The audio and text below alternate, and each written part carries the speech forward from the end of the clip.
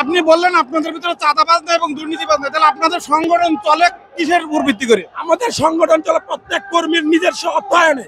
যেখানে আমরা বাংলাদেশের কালচারে দেখতে পাই যে কর্মীদেরকে, যারা নেতা তারা কর্মীদেরকে কন্ট্রোলে রাখার জন্য বিভিন্ন চাঁদাবাজি লুট লুট করে কর্মী দল চালায়, কিন্তু আমাদের জামাত ইসলাম ছাত্র শিবির প্রত্যেক শুধু সমর্থকদের নিজের পকেটের টাকা দিয়ে জামাত ইসলাম ছাত্র শিবির করতে হয়।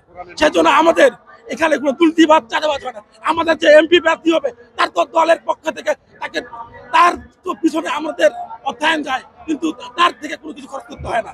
এটা আমাদের জামাত ইসলামী ছাত্র শিবির প্রত্যেক নেতাকর্মীর দায়িত্ব।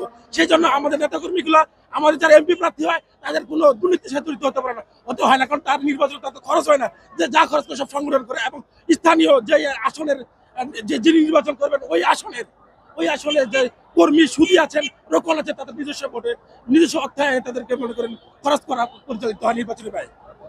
আসসালামু আলাইকুম রহমতুল্লাহ। ওয়ালাইকুম আসসালাম রাহমাতুল্লাহি ওয়া বারাকাতুহু। কেমন আছেন? আলহামদুলিল্লাহ। বাংলাদেশে অনেক ছাত্র সংগঠন থাকতে আপনি কেন ছাত্র শিবির পছন্দ করলেন? ছাত্র শিবিরের যে মেধা, যে নৈতিকতা, যে আদর্শ, এই আদর্শ আমার কাছে সবচেয়ে ভালো লাগছিল।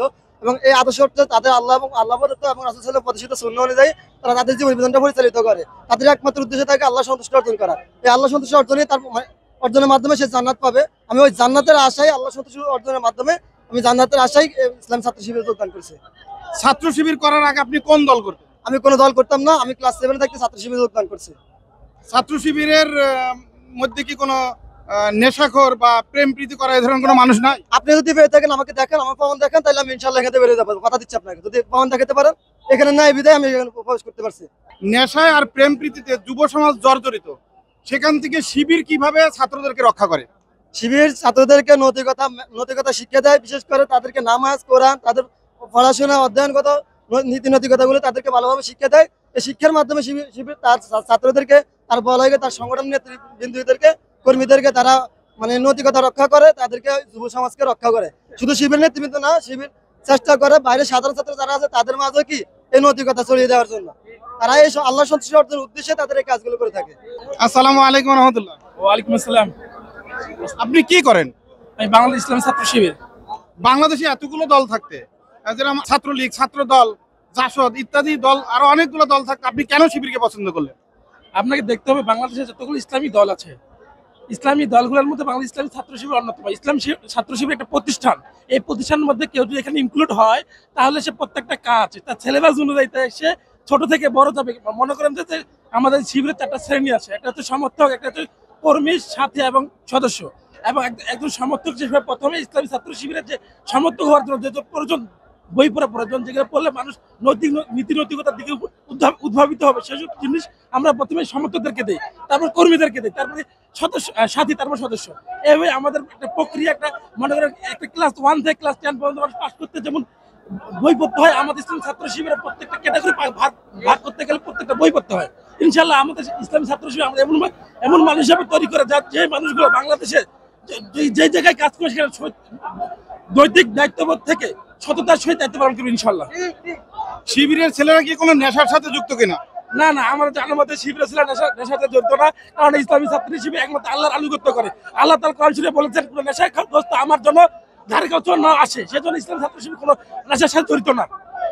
আর শিবিরের ছেলেরা প্রেম প্রীতির সাথে কোনো যুক্ত আছে কিনা? না না না, আমাদের ইসলামী ছাত্র শিবির কোনো ছেলে কোনো রিলেশনের মধ্যে জড়িত নাই, কেননা আমাদের সংগঠন এভাবে আমাদের পরিচালিত করে যেন আমরা ওই খারাপ দিকে ধাবিত না হয়। এবং সাধারণ ছাত্রের মধ্যে আমরা দাওয়াত দিই যেন তারা যেন ইসলামী ছাত্র শিবিরের ছায়াতলে আসে, এই বাংলাদেশকে সুন্দর একটা রাষ্ট্র হিসাবে পরিণত করতে পারে। সেজন্য এই খারাপ দিকে প্রেম ভালোবাসা, যেটা মডার্ন যুগে আমরা বলি রিলেশন, এই রিলেশনে আমাদের ইসলামী ছাত্র শিবিরে কোনো ছেলে আসা যায় না। ছেলে আপনাদের কাছে এমন কি জাদু আছে যে জাদু দেখে তারা নেশাখোর হচ্ছে না এবং প্রেম প্রীতিতে জড়িয়ে যাচ্ছে না, সেই তথ্যটা যদি বলতেন। আমাদের জাদু হচ্ছে আমাদের আল কোরআন, নবী করিম সাল্লাল্লাহু আলাইহি ওয়াসাল্লামের হাদিস। এই কোরআন এবং হাদিস যে অধ্যয়ন করবে সে কখনোই নেশাগ্রস্ত এবং খারাপ দিকে বাহিত হবে না। সেজন্য আমরা ইনশাল্লাহ আমরা ওই দিকে আমরা ধাবিত হই না। আচ্ছা, আরেকটা প্রশ্ন শেষ করবো, সেটা হচ্ছে যে অন্যান্য ছাত্র সংগঠন এবং শিবিরের মধ্যে পার্থক্য কি? অন্যান্য ছাত্র সংগঠন এবং শিবিরের মধ্যে মেন পার্থক্য যেটা আমার মনে হয়, ইসলামী ছাত্র শিবির সবসময় আল্লাহর জমিনে আল্লাহর দিন কায়েমের জন্য আন্দোলন করে। এখন আমাদের এই দুনিয়ায় আমরা যদি সফল না হই, ইনশাল্লাহ আল্লাহ চাইতো আমাদের আখিরাতে আমাদের সফলতা লাভ করাবে। এটাই আমাদের মূল পার্থক্য। আপনাদের ভিতরে কি কোনো দুর্নীতিবাজ বা চাঁদাবাজ মানুষ নাই? আমাদের মধ্যে কোনো দুর্নীতিবাজ নেই। আমরা আপনারা লক্ষ্য করলে দেখবেন 2001 সালে তোর সরকারের আমলে আমাদের 2 জন মন্ত্রী 3টা মন্ত্রণালয় দায়িত্ব পালন করেছেন। আজ পর্যন্ত আমাদের একজনের বিরুদ্ধে কোনো দুর্নীতির কোনো সহায়তা করতে পারে নাই। আমাদের ওই জোট সরকারের আমলে অনেক বড় বড় দুর্নীতি পাওয়া গেছে, কিন্তু আমাদের 2 জন মন্ত্রী মতিউর রহমান নিজামী এবং মুজাহিদ সাহেব আমাদের কোনো দুর্নীতি পাওয়া যায়। 3টা মন্ত্রণালয় খুব সততার সহিত দায়িত্ব পালন করেছেন। ইনশাআল্লাহ আমাদের ভিতরে দুর্নীতিবাদ নেই। আচ্ছা, তাহলে আপনাদের তো অনেক এমপি ছিল 50-এর উপরে, তাহলে তারা কি দুর্নীতি পাচ্ছিল? না না, আমাদের কোনো এমপি, আমাদের মন্ত্রী, এমপি, আমাদের একজন সমর্থক কোনো দুর্নীতির সাথে জড়িত নয় ইনশাআল্লাহ। আপনি বললেন আপনাদের ভিতরে চাঁদাবাজ নেই এবং দুর্নীতিবাজ নেই, তাহলে আপনাদের সংগঠন চলে কিসের উপর ভিত্তি করে? আমাদের সংগঠন চলে প্রত্যেক কর্মীর নিজস্ব অর্থায়নে। যেখানে আমরা বাংলাদেশের কালচারে দেখতে পাই যে কর্মীদেরকে, যারা নেতা তারা কর্মীদেরকে কন্ট্রোলে রাখার জন্য বিভিন্ন চাঁদাবাজি লুট করে কর্মী দল চালায়, কিন্তু আমাদের জামাত ইসলাম ইসলামী ছাত্র শিবির প্রত্যেক শুধু সমর্থকদের নিজের পকেটের টাকা দিয়ে জামাত ইসলাম ইসলামী ছাত্র শিবির করতে হয়। সেজন্য আমাদের এখানে কোনো দুর্নীতিবাদ চাঁদাবাজ হয় না। আমাদের যে এমপি প্রার্থী হবে তার তো দলের পক্ষ থেকে তাকে তার তো পিছনে আমাদের অর্থায়ন যায়, কিন্তু তার থেকে কোনো কিছু খরচ করতে হয় না।